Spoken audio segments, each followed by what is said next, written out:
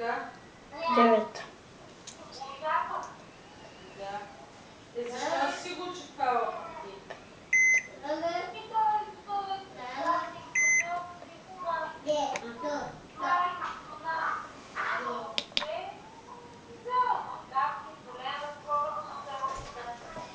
Ах, тия деца на шегата са болни седмици.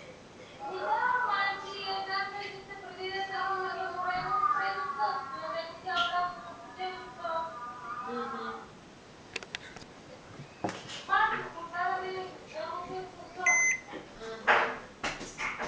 Абе, ще им ли да ама пораснат? Правим сутрин периодните пари. След сутрин той става сутрин 6:30, от 7 и какво правим? Ето, 9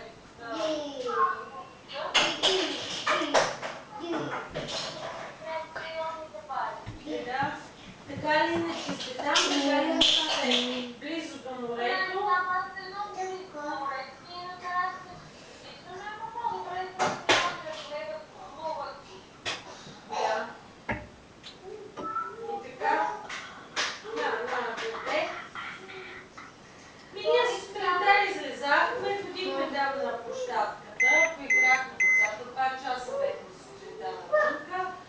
Прибрахме се, същото злати, спахме. И сега викам, айде да извада Божко, като си дойде, че не ми се седеше тук сами нещо. И излезнахме.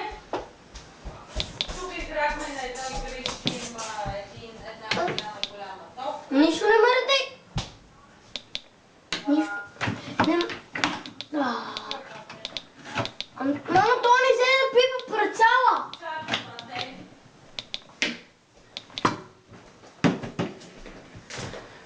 Как е хубаво да беше? Ела да викнеш на Марти. Викни на Марти.